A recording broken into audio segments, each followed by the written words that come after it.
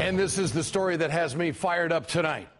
A Republican, think about this, finally wants to bring jobs back to America. It's my choice for the Republican nomination. There he is, Donald Trump, the Donald.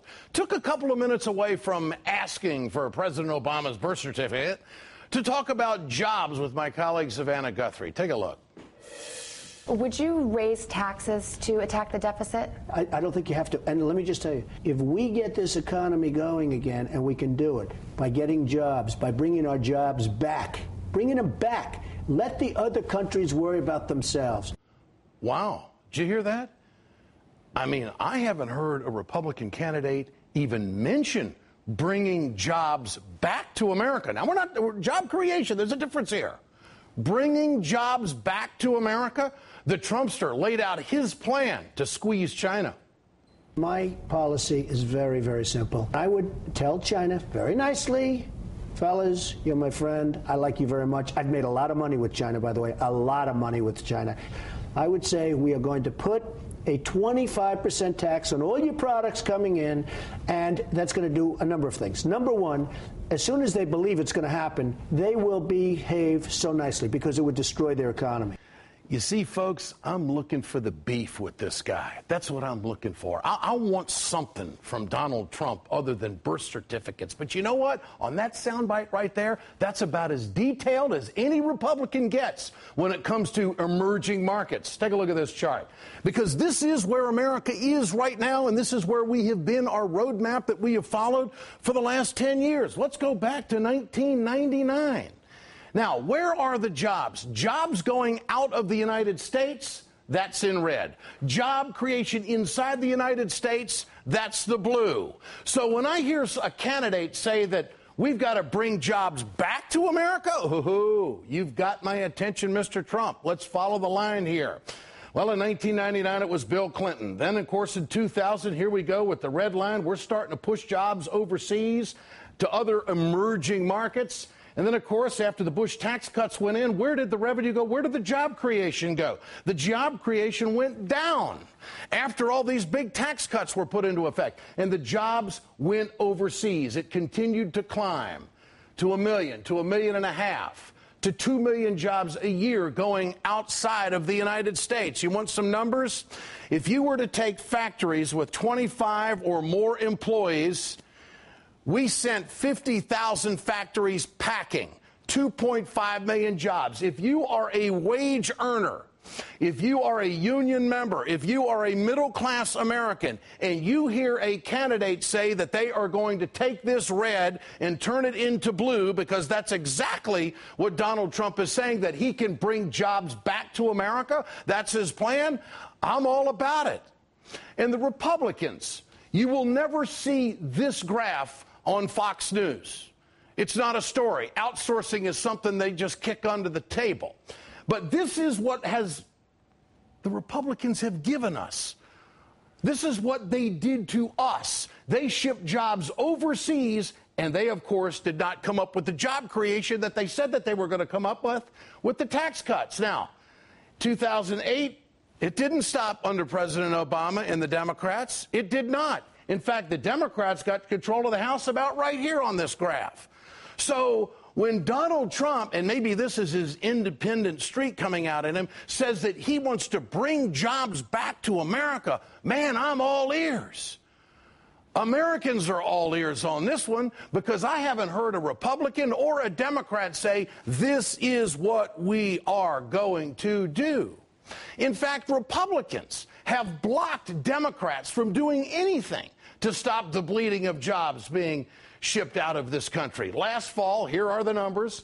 The Republicans filibustered a bill to end tax deductions for U.S. companies who ship jobs overseas. The bill would have imposed a new tax on products once made in the United States, but of course, now manufactured by foreign workers.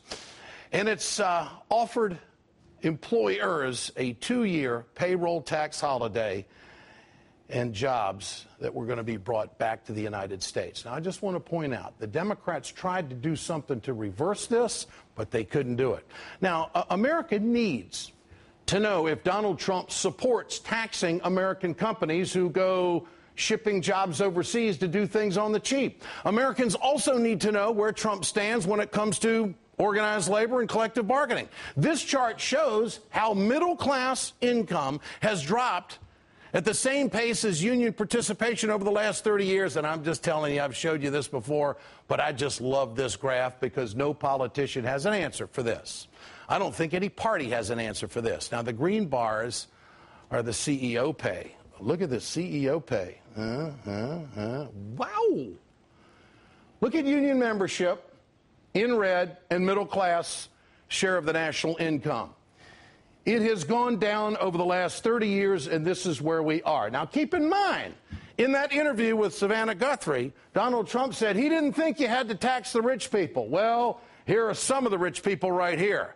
He don't want to, you see, Trump loves to talk tough with China and Libya, but he doesn't have the guts to go after the top 2%. Take a closer look at how he answered Savannah's question about raising taxes.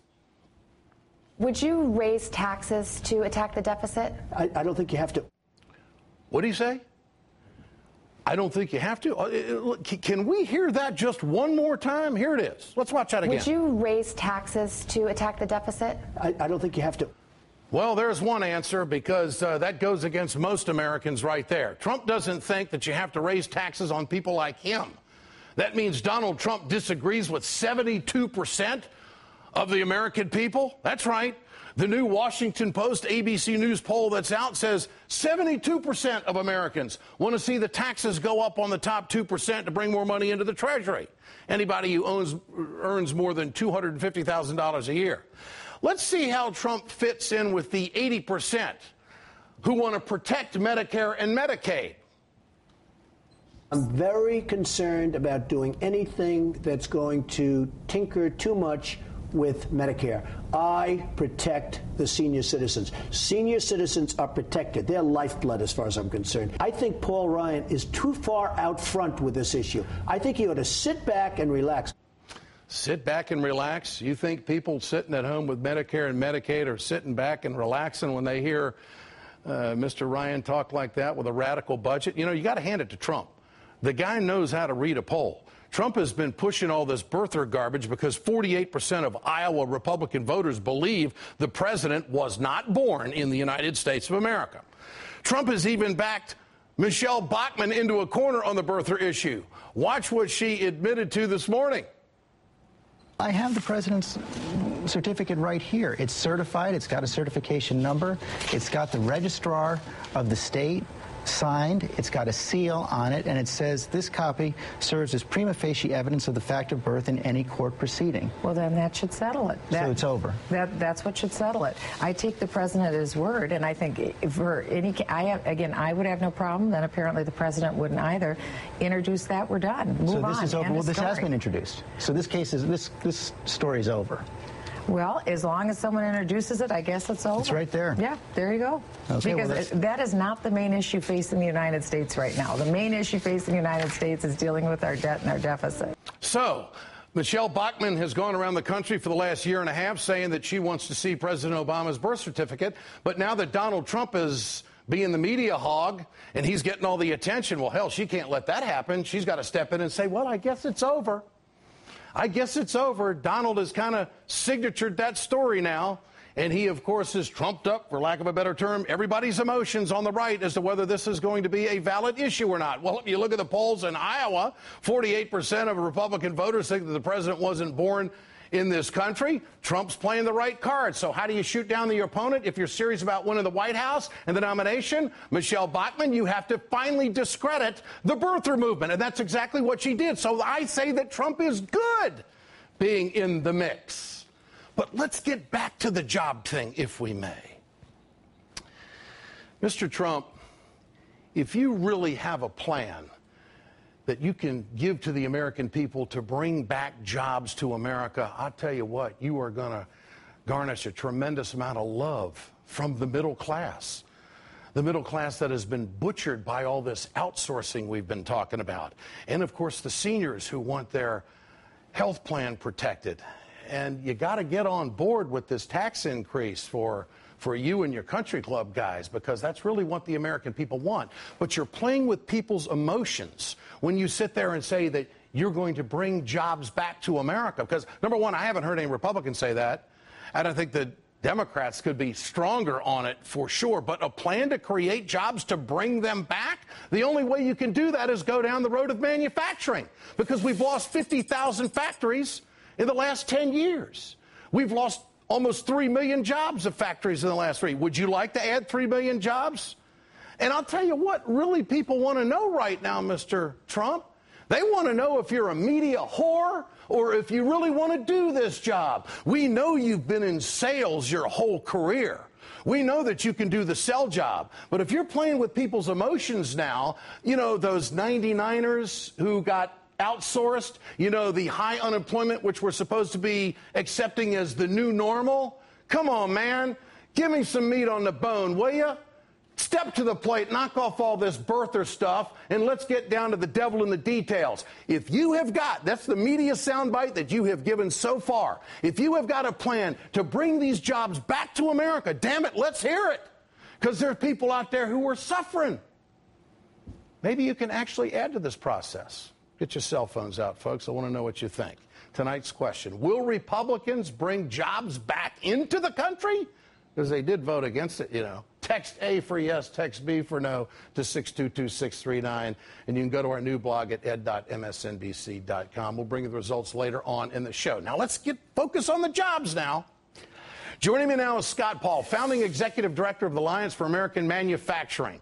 Scott, good to have you with us tonight. It's great to have you on. This is your profession. What has happened to manufacturing in this country, the factories that have been closed, and I haven't heard any other candidates or anybody thinking about running for president say they want to bring jobs back.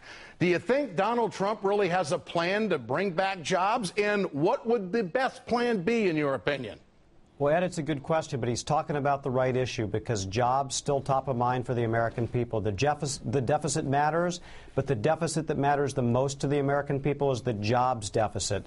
And so I'm glad Trump is talking about it. What he's proposed on China is actually something that Paul Krugman, you know, the liberal columnist for the New York Times, proposed last year, a 25% tax, something similar to what President Obama has supported during the election, although obviously not since 2008, and that's unfortunate. But I do think that we can bring these jobs back. They're not going to come back on their own. It's going to take a strategy. And that's what we lack right now, Ed, and both Democrats and Republicans have come up short. Republicans, as you indicated, have blocked a lot of this. I don't think the president has been aggressive enough, and I do think the American people are very hungry for concrete ideas on trade, tax, investment, skills policies. They're going to bring some of those good manufacturing jobs back to the United States. These are the jobs we need, not the 50,000 jobs that McDonald's is creating. See, I don't think that Mr. Trump is winging this at all. I think that this is a strategy. He has hit the hot button issue. And when he says to stimulate the economy, you got to bring the jobs back, he's going to get the attention of a lot of Americans. I'm one of them. This is the issue. You know, you could talk job creation, but if we're not making stuff again in this country, I don't believe that our economy is going to turn around, and I believe that we are going to be stuck in this cycle known as the new normal. So has any candidate so far laid out a manufacturing strategy to bring those jobs back, and is Trump onto something that really could be the hot button issue to propel him even further? Well, he's certainly going to drive the Republicans forward on this, and we know from our own public opinion research that this appeals to Tea Party voters. They want to see a manufacturing base in this country. Yep. This appeals to Republicans who care about national security. They're very concerned about our defense industrial base. Most of the rest of the Democrat or the Republican candidates out there, you know, toe the multinational line on this and toe the Wall Street line, and they don't talk about outsourcing. They don't talk about bringing manufacturing back. They have some idea of free markets that you can find in a textbook somewhere, but it doesn't exist when you're going up against China. And that's the one thing that I think Trump brings. He is talking about this issue in a way that you haven't seen a Republican talk about it in a very long time. And Ed, I will just say this, you know, I wish Donald Trump would focus on a jobs plan and stay away from these other issues. For all of Ross Perot's warts, in 1992, he really drove a debate on the budget deficit, and it was obviously a debate that our country needed to have.